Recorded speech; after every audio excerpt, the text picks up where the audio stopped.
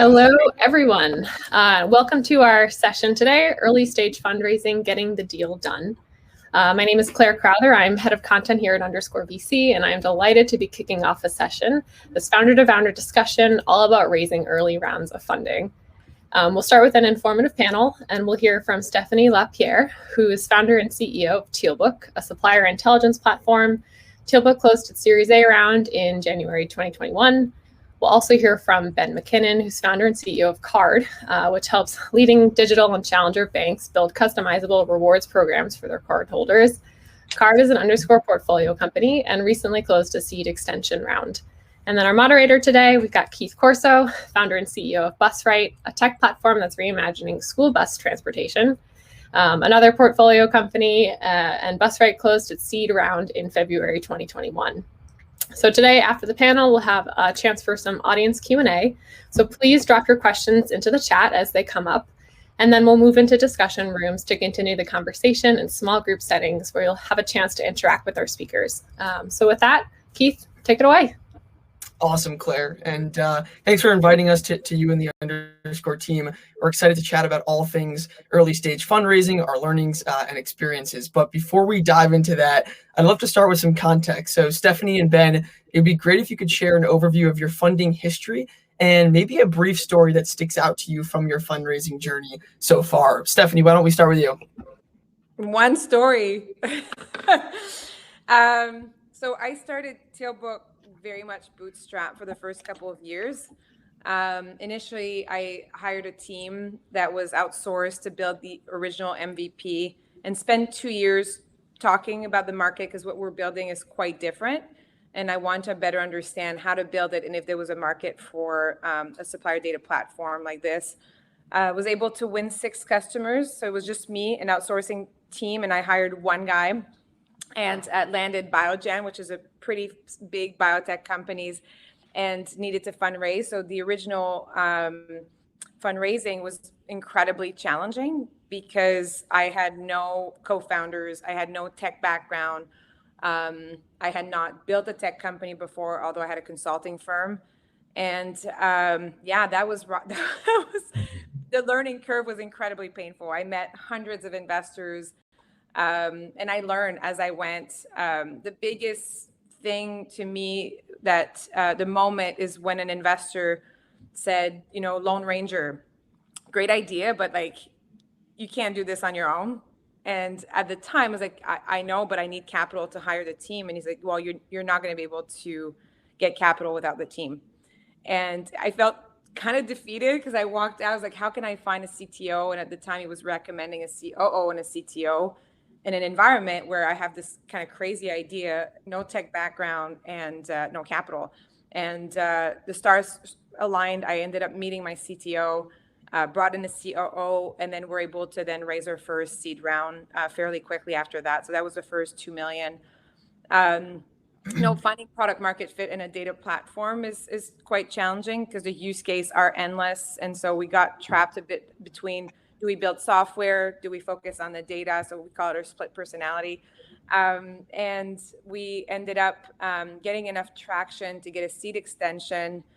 And then we ended up repositioning ourselves. And it's that repositioning that changed really the momentum for us. We went from looking like a software company to defining ourselves as a supplier data foundation that powers the buy-side digital enterprise.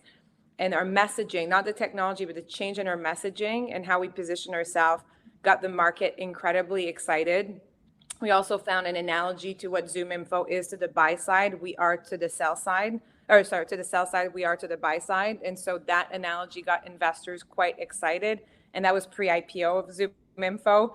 And then it's that we're able to attract the seed 2, which was 5 million. And I can go into more detail, but in the past year, just the momentum from COVID, supply chain data becoming, one of the hottest thing on the market because of all the disruption in supply chain. We ended up, completely different experience, priming the market, and we launched our fundraising process in October, the first week of October, and got a signed term sheet November 1st. So completely different, but that was capitalizing on momentum and definitely showing growth and the importance of positioning and product market fit. No, Stephanie, thank you for sharing that. And in hindsight, when we tell those stories, it looks like the dots connect along the way. But I'm sure you both can attest to the fact that when you're actually in it, it feels like things are burning left and right. And that's part of the joy. But Ben, why don't you take us away with that question as well? Sure.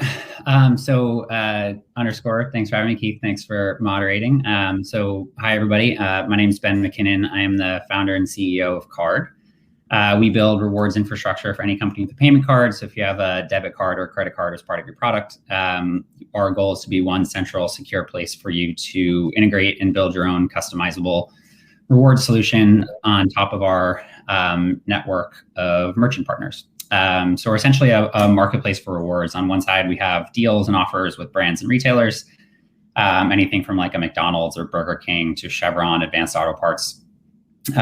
We integrate that network of deals and offers into a few API endpoints for an issuer to plug into to build rewards off of. So the goal really, when I started the company, was to, I don't have a fintech background or a loyalty background or payments or anything like that. I was a sales guy for an enterprise software company in New York City. So started the company and originally took it very much from a consumer's perspective, where I was trying to build a consumer product. And then I think what I realized over the first couple of years, I would say it took me a little while, but once I got there, was that the best way to really solve the problem of making rewards as easy as possible for the consumer was not actually being a consumer product, but by simplifying that rewards experience for the issuer and letting them distribute that to their customers. So we pivoted in 2019 to being this bank supplier as opposed to a consumer-facing application. And when I say bank, I just mean any company that issues a card. So it could be a traditional financial institution, a challenger bank, a digital bank, a non-bank issuer. So pivoted in 2019, and then have taken off from there. So now we have about 5 million consumers that have access to our network of rewards, and growing quickly from there.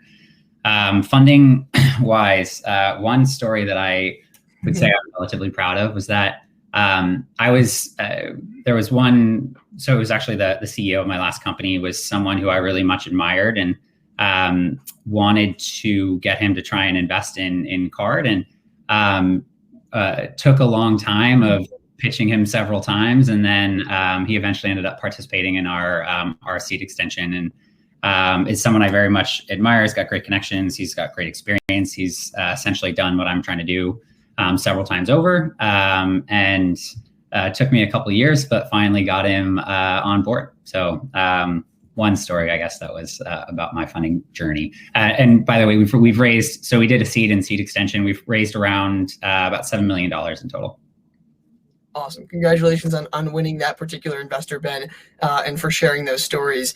You alluded to something, which is you had this prior experience, Ben, where you had, the CEO of this company could have been a potential investor. What about all of the other investors that you had spoken to during your fundraising process? Something that I feel like isn't talked about enough is like, how do we as founders actually get those introductions? And a lot of the times, for better or for worse, they have to be warm intros to different investors, from angels to VCs and everyone in between. So Stephanie, why don't you talk to us about your process of getting introductions to investors and building out that list? And then Ben, would love for you to add on that as well. Sure. I think the best introductions come from, in my view, other founders. And even for me, when I introduce founders to my investors, they always take that call, right? So there's a lot of credibility that comes with that, even I'd say more than investors. So that's a very important network. And every time I raise a round, I allow strategics to come in, and usually it's other founders of really successful companies, because I get a chance to learn from them and tap into their network. When I look back at all my investors, there was always sort of everyone pointing at someone, and for them, everyone was pointing at Tailbook, and that's consistent in the 3 sort of rounds who led my 3 rounds.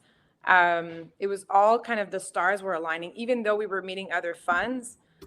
I think it's building trust, right, with the investment community, and the more they kind of hear your name, the more it creates a bit of hype.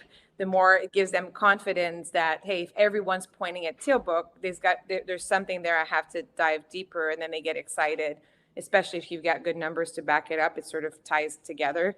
And so I think that's the lesson, is sort of how do you use your network to create connections, and ideally some back channel that can happen so that people get to hear about your company, get excited, give you the opportunity to take the time and dive deeper than just keeping it at the first meeting.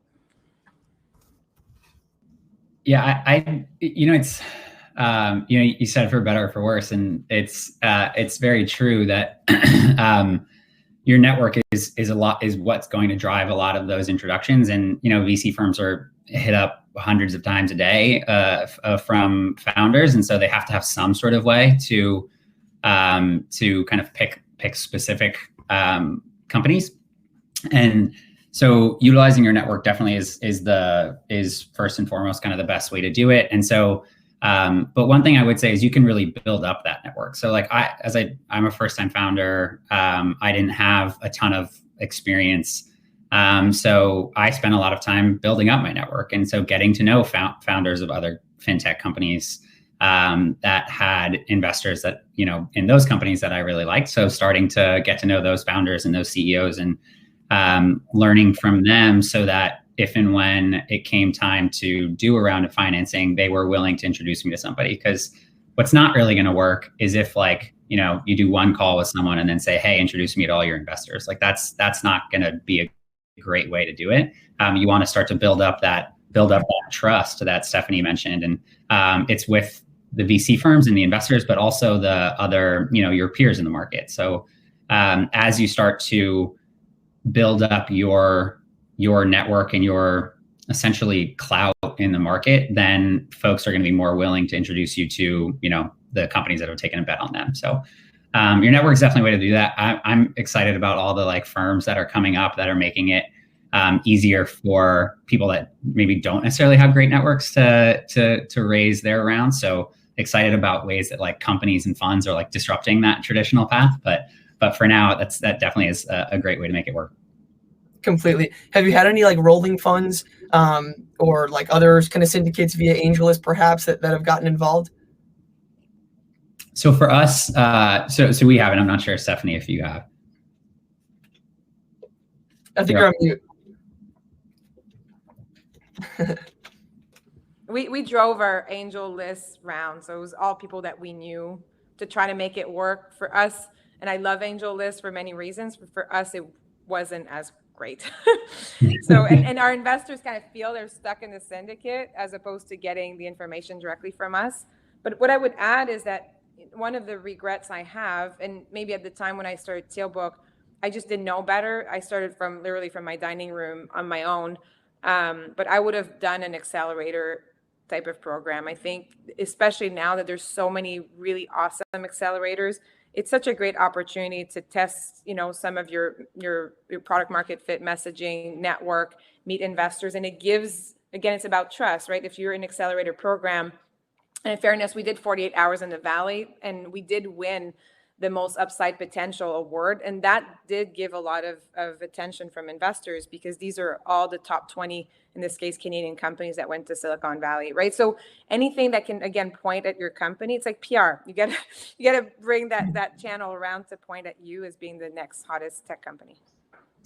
I'll second the accelerator point. We went through Techstars, which I didn't mention earlier. So and if any Techstars folks are watching, I apologize for not mentioning that off the bat, but it's a great program, and I would highly recommend anyone interested in starting a company, especially if you're a first-time founder or like Stephanie, I'm solo founders. I think it's a great way to test the market. It does get you some validation. You get that demo day to pitch to a bunch of investors, which is great. So I'm a big fan of accelerators and Techstars specifically.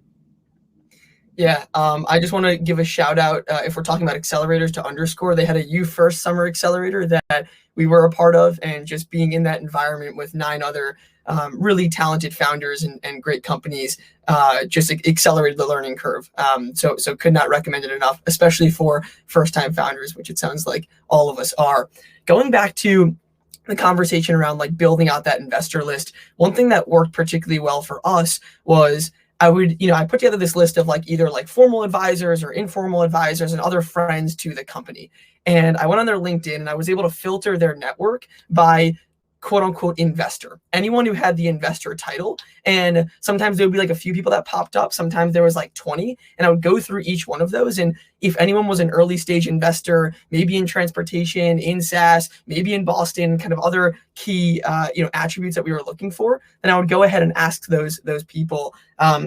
But it was a great way to just like streamline the process of figuring out who do we actually have access to. Because if you were to ask Ben, who investors might be a fit for BusRight, there's so many that might come to mind that it almost becomes overwhelming. Whereas if you can kind of be more targeted with that, I think it definitely helps out. But in that same vein, would love to provide some more context to those in the audience around what does the planning process look like for a fundraise? And Ben, we've talked about this before, but if done right, it can really accelerate that time to close. So why don't you kind of share some insight and tips and tricks from your experience of what did you spend time on? What do you wish you had spent time on more before kicking off the process, less, and everything in between? Yeah, sure. So building out the list of your kind of target depends on the stage you're at, right? But your target angel investors, seed investors, Series A investors, like making sure that you have that list, who your intro into them is, who the contact you most want to speak with is, your bullet points as to why they're a good fit is extremely important. Really more so just because it keeps you focused. So instead of having, like you said, the world out there, that there are thousands of potential investors. So keeping it really tight to, the 50 that you think makes sense, but even more so than that, like the 10 that you're going to go after first. And like, these are the 10 funds that I know are a great fit. They've invested in companies that are similar to us, but no one that's like a direct competitor. All of those sorts of things that make them a really good fit for you. And then running, the one thing I would say I wish I'd done a little bit better kind of early on was having like all of my documentation ready to go. Because that's one thing that makes the process go faster, but it also just shows that you're more prepared. So if when an investor says, hey, send me some information, obviously you want to be a little bit light on what you're sharing at first. You don't want to like share a full data room with an investor after one call. But after, once you get further in the process, like if you have all of that information ready to go and you don't need to like recreate a bunch of documents or an investor asks you for something that you don't have. So I guess that's knowing what you need to have beforehand and putting the time up front to actually get it in place and in a shareable format. So I'd say that's one thing I wish I probably could have done a little better. I also, I tend to be like very open and honest and transparent and maybe share too much. So I would also say potentially one thing I've learned is to kind of pare that back and don't share the world right up front. So there's a couple things that I wish I probably could have done a little bit better. Yeah, totally. Stephanie? Yeah, I mean, so specific to this latest round, I think we've done that better than in the past. One, I think knowing the signal of the market, investors were reaching out to us to learn more. And it was, at some point, it was like, did they all go to the same conference and then heard about, or is it just that, again, it was supply chain data and the interest of what's happening in that pretty antiquated space. And then we tried in August. So we started getting phone calls in June, July, August. We went to market with 3 funds and want to gauge where we're at. Were we ready? This was 3 quarters ahead of initially scheduled. So we want to sort of test drive the market.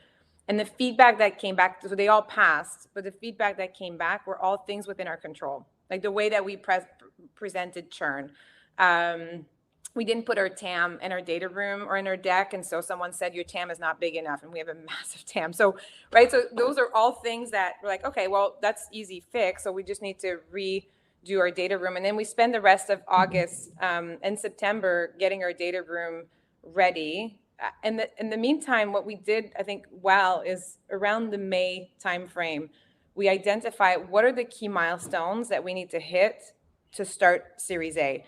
And the milestones were communicated to the investors that had reached out to us and were still tracking us and saying, hey, if we close these 7 deals in Q3, we close our first partnership, because we had a big pipeline of partnerships that we're building out, and we had 2 additional upside. If those 2 happen, great. But if the first 2 happen, we'll probably go to market for Series A, and this is why. And then we had a slide on our investment thesis. What's happening in the market right now? What's growing that we can be part of? So we're talking about, the procurement market and the market intelligence forecasted to grow by $32 billion over the next 3 years. Like, what are those investment theses that should really stay with you throughout your entire fundraising journey?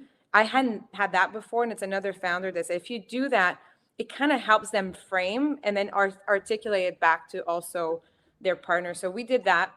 And then every time we hit a milestone, every time we closed one of those 7 deals, I would send an email.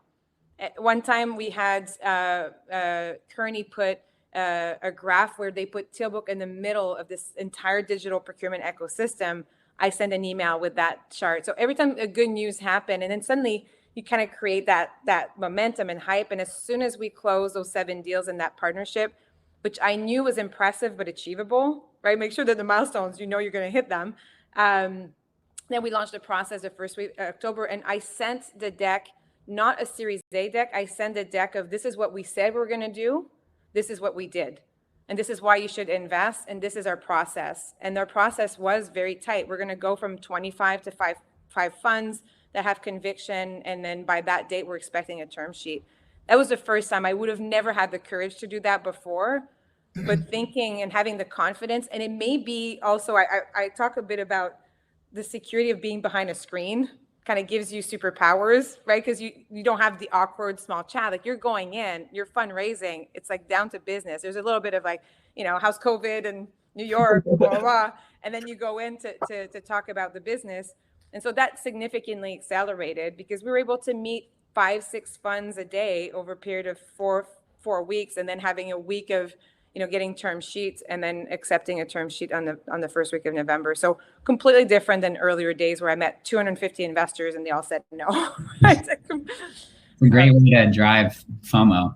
Now, for Ben's point, what we did that we could do better is we put a data room, and we look like a Series B data room. So we put everything, thinking like, because we want to accelerate the process, we don't want to hide or having to go back and forth. But I think we also gave too much. It actually raised more questions, right? I think to your point, like peeling off, giving the top things that you need to put in a data room, and then have everything behind, and only be ready for the questions that fund specifically has. Otherwise, you're actually you're prompting questions that they may have never even thought of. And that can slow things down.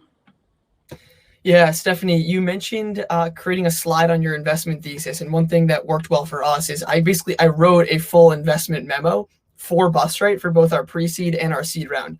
That was part due to the fact that I wanted to get into the mind of an investor and try to really take that perspective, really being honest about what are the key risks here, what are the challenges, why is this team really exciting, and every other thing that would be included in a memo. I had done that during a previous work at Mass Mutual Ventures, and I was like, why not do that? And if investors ask questions, I'll just send that to them, especially for later on in the process. And I think some of them are it's exciting when a founder speaks your language if you're an investor, and my goal is to make their jobs really easy. And I think that definitely worked out. That said, Stephanie, you mentioned you had 250 rejections in your first round. We closed our seed round a few months ago, and the day we closed it, we hit 100 rejections. And I know you kind of blew over that number of 250 and 100, but that is an incredibly emotionally taxing experience. And I don't think people talk about that enough. And specifically, how you communicate that to your team and how that might come off when you as a founder just had 4 rejections on Wednesday. We have our Wednesday night team calls, and all of a sudden you have to be super energetic about certain things that are happening with the business, while also being vulnerable, open, and transparent about what's going on in the fundraise. So Ben, to you, actually to Stephanie, because you involved your team quite a bit, and then to Ben, curious how you looped your team members into the actual fundraising process. And then for others on the team, how did you communicate with them about what was actually happening behind the scenes? So everybody knows in my company our plan for fundraising. So right now, actually in our OKR, Series B, which is a bit of an odd OKR, but what do we need to accomplish this year to get to Series B is basically what's driving a lot of the decisions. So with Series A was the same. And what I decided to do, which is a bit unusual, but I brought my entire executive team to that first pitch. And so when the camera went on, the investors saw the entire team. We had a slide with everybody's background, with the logos for when they came from, their role. We did a very quick introduction, and then we went into it. And that allowed, one, it's pretty impressive to see the quality of the team, get to meet everyone on the first call. Of course, it's draining. Like I had 3 weeks where I had to pull my executive team out of their day-to-day to pitch. And some of them were new to fundraising. And so they experienced their roller coaster, like, oh my God, I don't know how you can do this. But I think it did establish trust up front. And then I could pull the executive that I needed and follow-on conversation. So if it was a go-to-market, I would pull Matt. If it was a customer retention conversation, I would pull Kate. If it was financials, I would pull my VP of finance. So that allowed the process for us. It just worked really well. Now we did suffer, right? Because we focused on Series A and we focused on partnership. We didn't hit our Q4 forecast. And I thought, how we just got money. We didn't miss. And our investors and our board were like, did you expect to hit, like when you pull your entire executive team into a fundraising process, it's distracting and you need the capital. So they brushed it off. But that was the sort of the sacrifice we had to make, is something did fall off because we had to pull people, and it's a lot of time. I wouldn't say, I would say I took the brunt of it much more myself. So I did basically all of the calls on my own until we got like farther into the into a process with an individual investor. And that's when I would start to bring our executive team in, is if they had really more as a way to meet the fund, to say, hey, here's the rest of the team that's behind us. It's not just me. And I think there are positives and negatives to it. So one is that I didn't count how many rejections we got, but I'm sure I'm somewhere up in the neighborhood with you guys. And we were, it's super taxing. I think that it's very, very hard to, Keith, as you mentioned, kind of put on that smile when you have to go talk to your team when you were just rejected a whole bunch of times. But I think it's something that I was, I guess, prepared for and knew it was coming down. And when it came down to it, as long as the business was doing well and we were growing as a business, that's really what I'm here for, right? So that's what gets me super excited, is that things are still going really well with the business. So even if, yeah, sure, I just got a couple rejections from an investor that I really liked, our partnerships are going really well and we're growing 30% month over month. So I was like, screw them. Our business is going incredibly well. So that's kind of how I stayed sane. But I do think it's very important to keep your team aware of what you're doing while it's going on, because fundraising takes a bunch of time, and so I more would kind of report on really any big things that were happening on our we do a weekly call every Thursday afternoon to the full team, and then to the executive team. Once we were kind of in second, third round conversations, would start to make sure that they are aware of who the fund was and why I was excited about them, who the partner was that they were likely going to meet. So it is very important to keep that transparency, just so that everyone knows what's happening and why you're not there all day. Yeah, I probably took too much of it on myself. No, that's super helpful. So Colin had asked a question around how to communicate 2 rejections he experienced yesterday to his team. I'll share my perspective and what I did on that front, then would love to push it your way as well.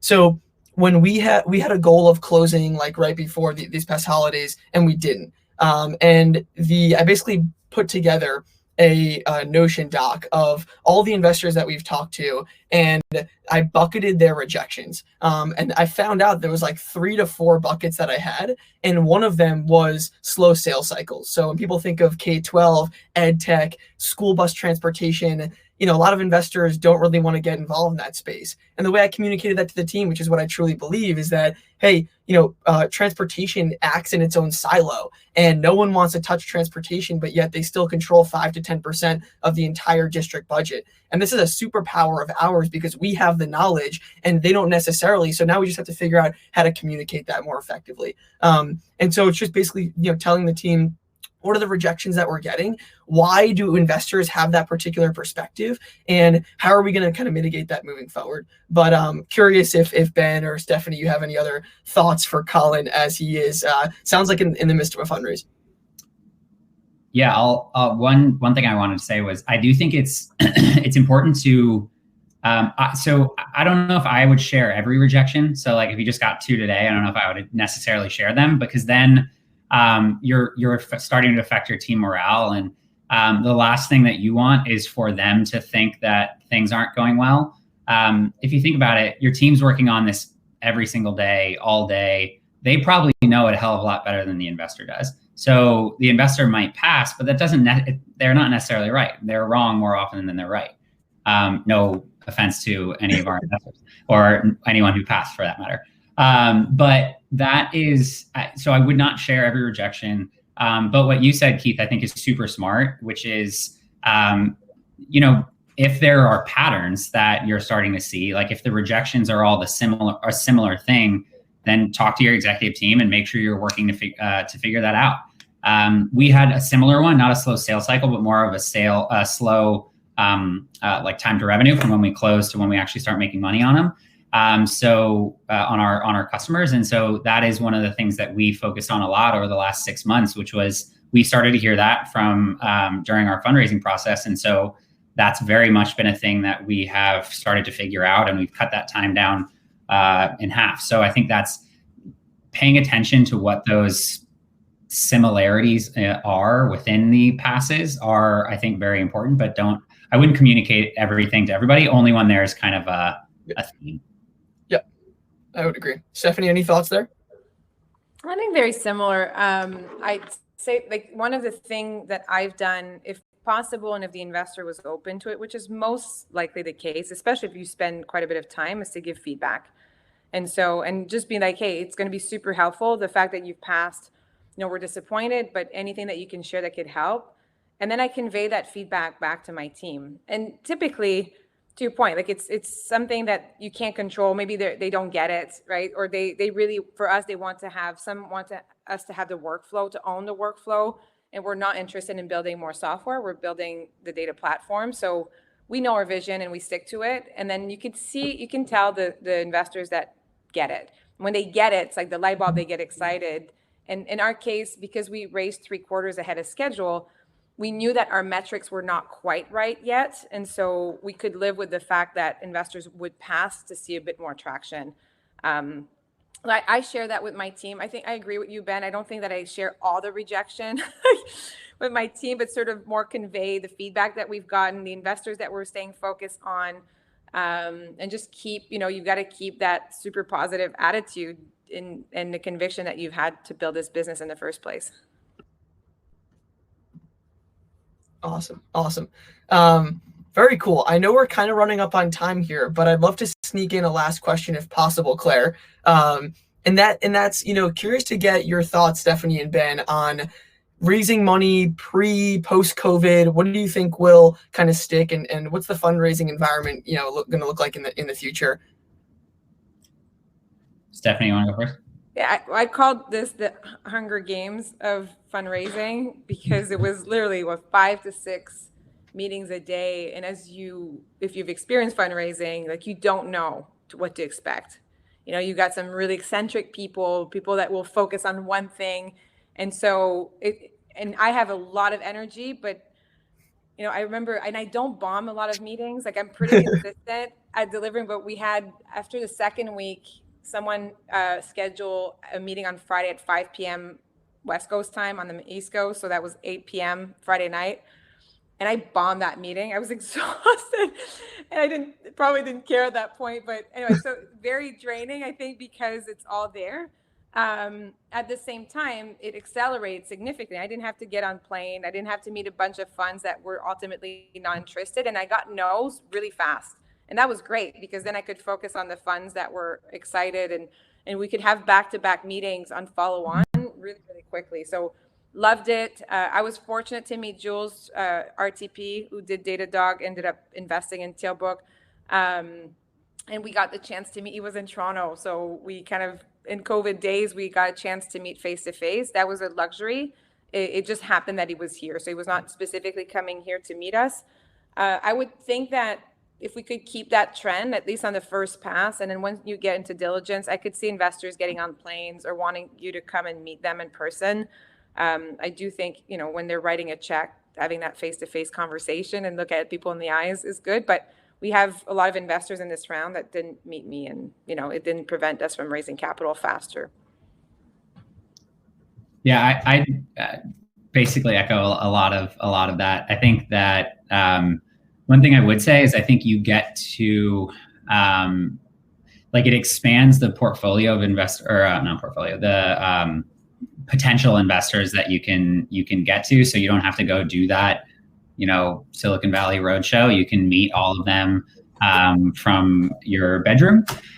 So I think it expands your pool of potential investors. But one thing I also think is great about what COVID showed us is that for those investors, it also expands their pool. So for a VC firm that maybe traditionally would own, if you're getting approached by a bunch of the same types of people and they're all these other Silicon Valley companies, they are now able to meet companies from Kansas City or companies from Toronto or from Boston, or Boston is a big market too, obviously, and so Toronto, but you get the point, right? It's I think it expands their pool as well. So that's one thing that I think is really great about what COVID's done, is that it's going to expand what companies can actually raise venture capital, and then also expand how VC firms kind of look at where they invest and maybe won't be as geographically focused.